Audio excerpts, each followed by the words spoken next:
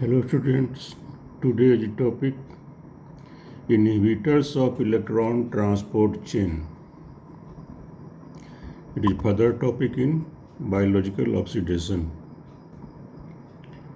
Inhibitors of electron transport chain. Inhibitors are in the form of poisons which acts on electron transport chain on various complexes. First, how they act as inhibitors.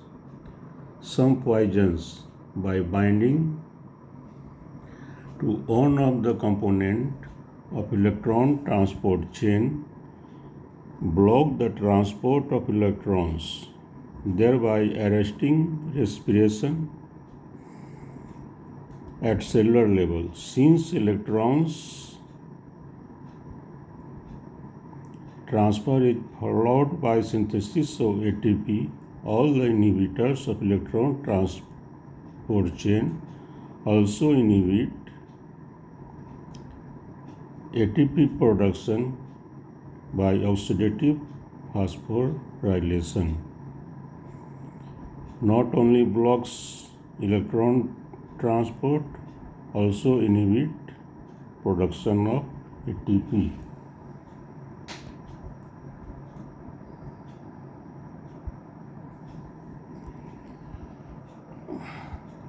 Site of action of inhibitors. Inhibitor of complex 1.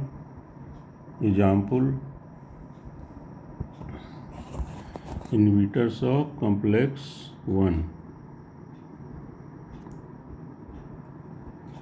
Amobarbital, rotenone and pyridine inhibit the respiratory chain by blocking the transfer of electrons from FES centers to coenzyme Q. Inhibitors of complex 2. Examples,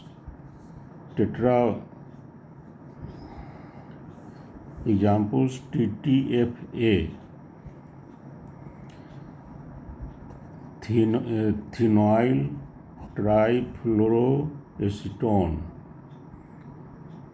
and iron chelating agent and carboxyl that inhibit the transfer of electrons from succinate dehydrogenase to coenzyme Q. Malonate, a competitive inhibitor of succinate dehydrogenase.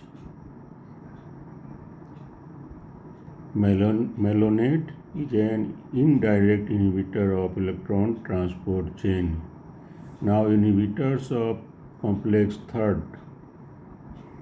Antimycin, an antibiotic, and dimercaprol or British anti-larvicide, in short called BAL, prevent electron transfer between cytochrome B and C, that is complex 3. Inhibitor of complex 4. Poisons such as cyanide, azide, carbon monoxide, and hydrogen sulfide bind to different parts of cytochrome oxidase and inhibit electron flow by blocking the terminal component of electron transport chains. These poisons are capable of completely arresting respiration.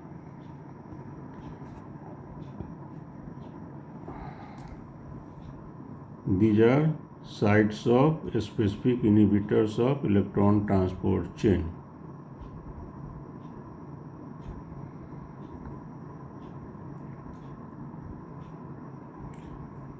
Now, next point is phosphate oxygen ratio, PO ratio.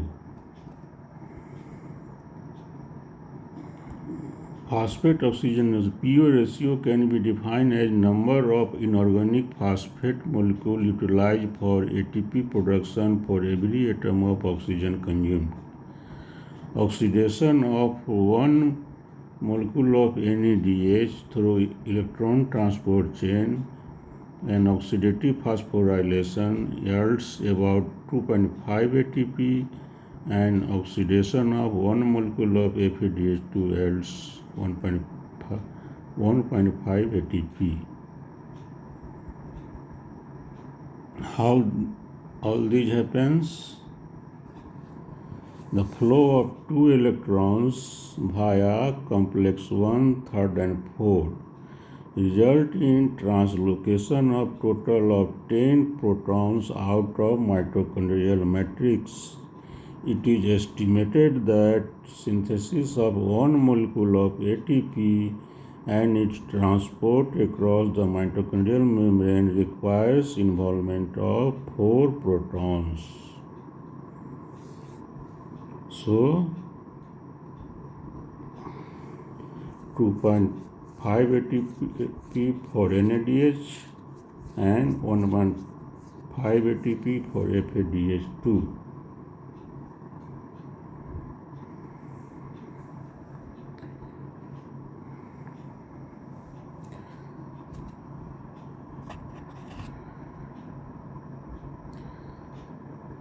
When concerned with the efficacy of electron transport chain in production of ATP, when efficacy of energy generation is calculated, when NADH is oxidized, about 30% of energy is used to form ATP and remaining is liberated as heat. Liberated heat is essential for non-stop functioning of electron transport chain. Further, this heat is needed to maintain optimum body temperature.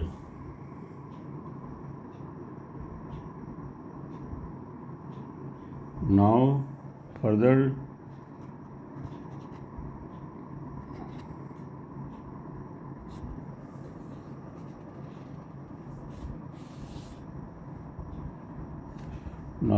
is oxidative phosphorylation in biological oxidation chapter.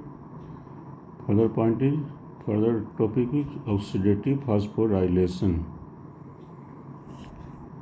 Several hypotheses have been given, but all abandoned.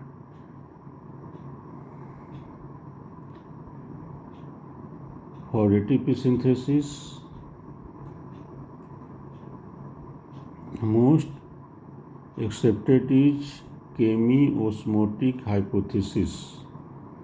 Chemiosmotic hypothesis given by Peter Mitchell in 1961. He proposed a unique link between flow of electrons in electron transport chain, that is a exergonic process, to the synthesis of ATP, which is an endergonic process.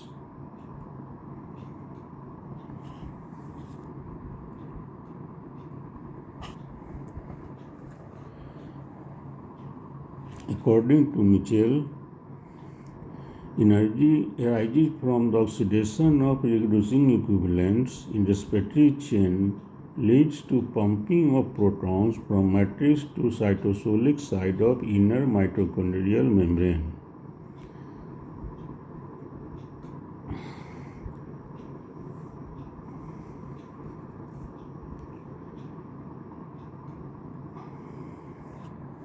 As we know, bearing complex second, each of electron transport chain complexes, that is 1st, 3rd and 4th, acts as proton pump. During transfer of 2 electrons from NADH to oxygen, 10 protons are pumped out of membrane. Since inner membrane is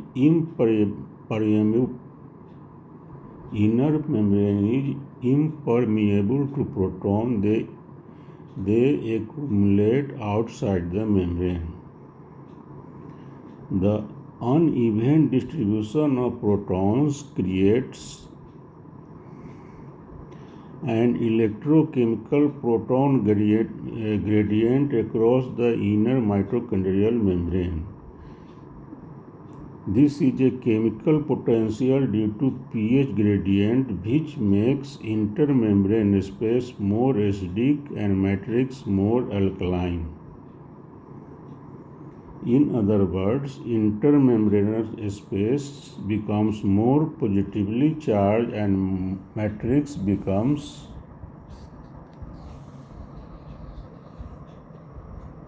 more negatively charged.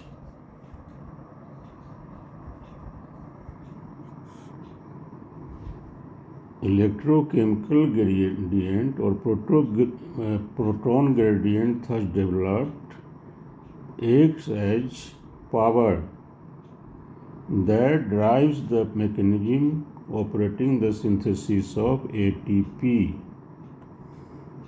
Proton accumulating in the intermembrane space re-enter the matrix down the electrochemical gradient through complex 5. This proton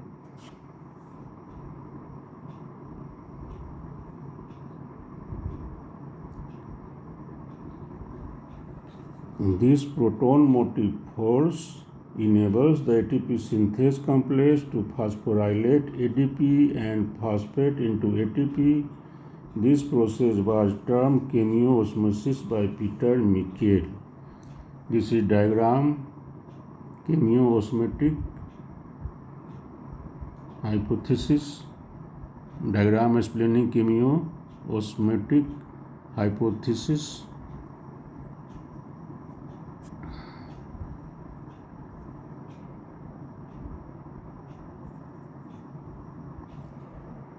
Here is mitochondrial matrix, inner membrane of mitochondria, outer membrane, intermembranous space. Here we see H plus, H plus, H plus, H plus. Protons comes in intermembranous space, H plus, H plus, H plus. This intermembranous space becomes acidic and matrix becomes alkaline,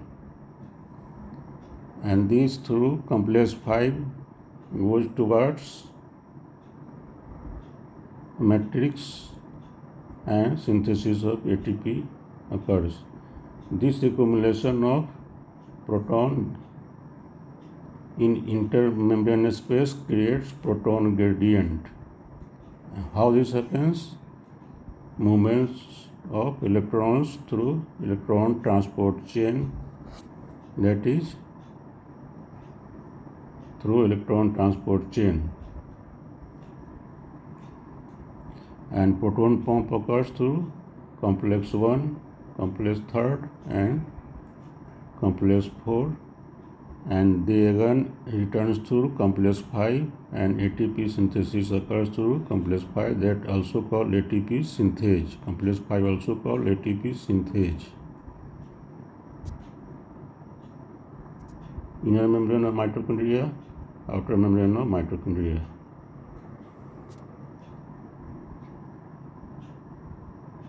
This inner membrane impermeable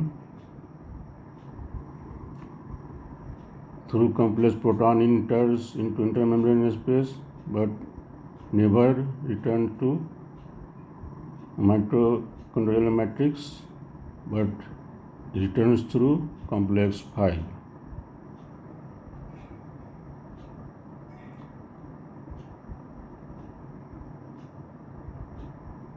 Intermembranous space.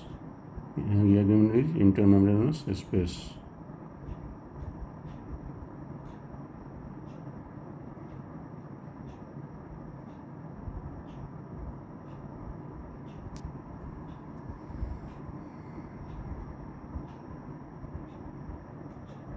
In the mitochondrial membrane, here is intermembranous space.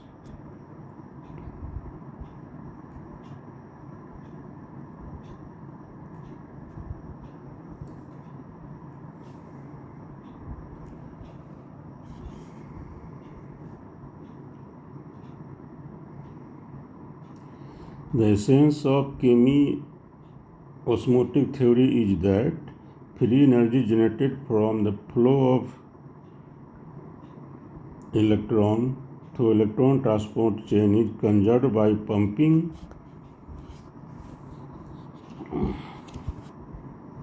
of protons out of matrix to create an electrochemical creating an electrochemical proton gradient across inner mitochondrial membrane. The electrochemical potential of proton gradient used to synthesize ATP. Now see how synthesize ATP. How ATP synthesized through complex 5.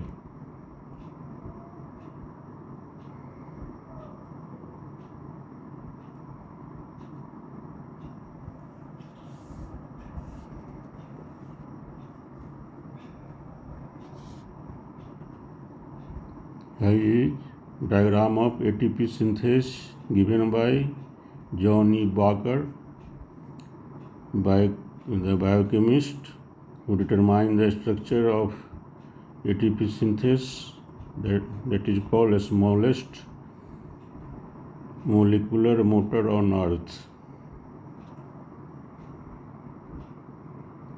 The structure of ATP synthesis.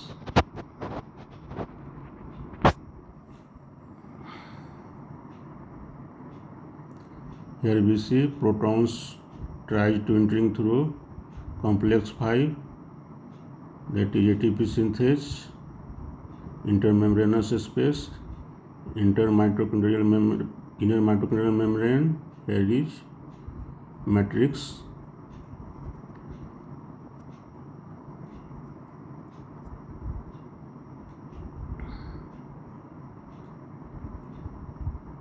parts F0 and F1. F0 lies in inner mitochondrial membrane, F1 in matrix.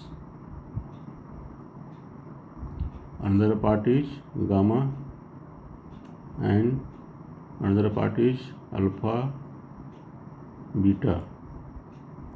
So about ATP synthesis. ATP synthesis or complex 5 that catalyze the synthesis of ATP using proton gradient is made up of two functional domains, F0 and F1. Structurally, ATP synthesis is similar to lollipop or a ball on a stick that span the inner mitochondrial membrane and the matrix. F0 domain spanning the inner membrane is hydrophobic. It consists of about 10 subunits. This consists of 10 subunits. Protons accumulated in intermembrane space due to action of proton pump re-enter the matrix through F0 domain of enzyme complex. F0 domain thus acts as proton channel.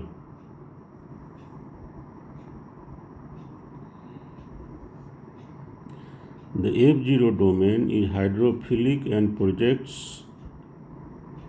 F1 domain is hydrophilic. Now about F1 domain. F1 domain is hydrophilic and projects into matrix. It is attached to F0 domain by a stalk-like structure. ATP synthase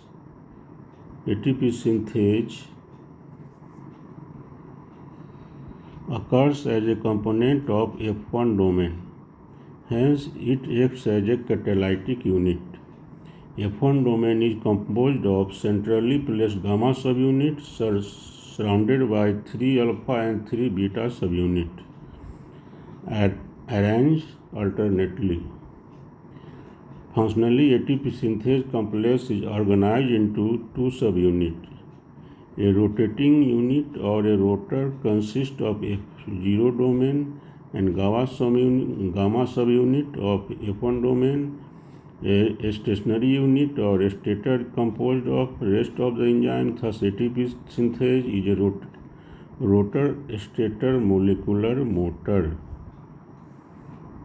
the smallest molecular motor on the earth. Now, how ATP synthesized by this motor? Given by Boyer's binding change, explained by Boyer's binding change mechanism, given by Paul Boyer. Paul Boyer explained this, how ATP synthesized by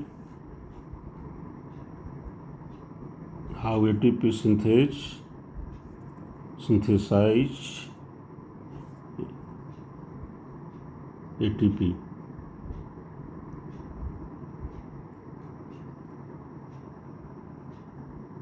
Here is diagram. Paul D. Boyer, that shared the Nobel Prize with John E. Barker in 1997 for unraveling the mystery of mechanism of ATP production.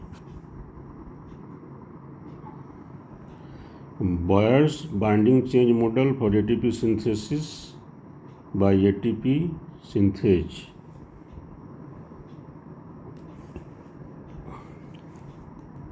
Here is diagram given.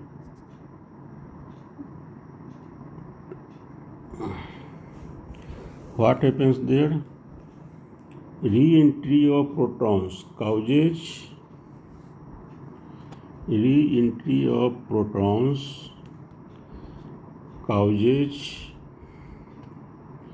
conformational change in F0 domain, which causes physical rotation of gamma subunit of F1 domain. This in turn induces certain conformational changes in beta subunit. As a result, each of the three beta subunit adopt three different conformational changes, that is described as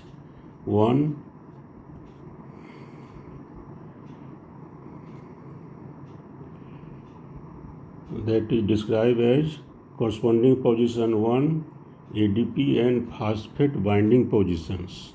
ADP and phosphate binding position. And second, ATP synthesis position. And third, ATP releasing position.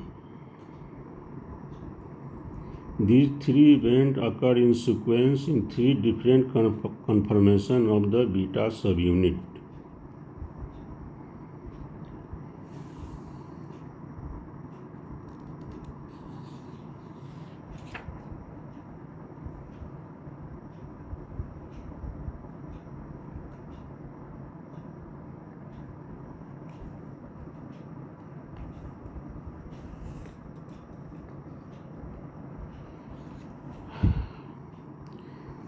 Here is ATP, ADP and phosphate binding position, ATP synthesizing and ATP releasing, all happening on beta subunits. One beta subunit occurs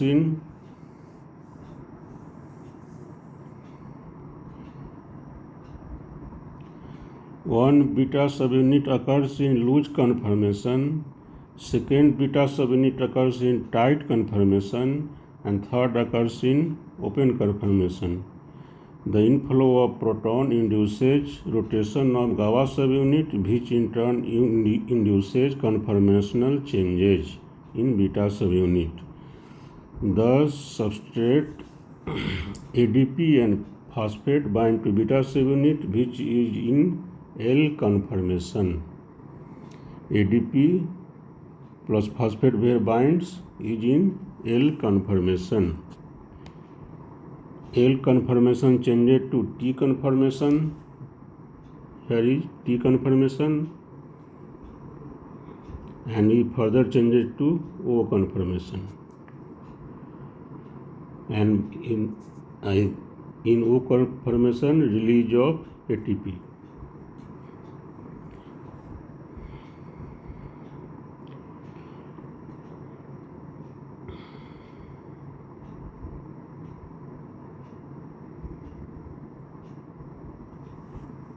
So Bayer's binding chain mechanism explains the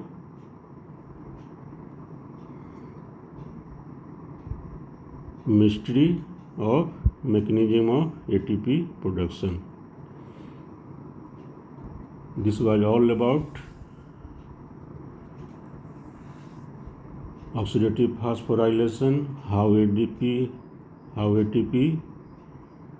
produced by chemiosmotic hypothesis and Bayer's binding chain mechanism. Thank you.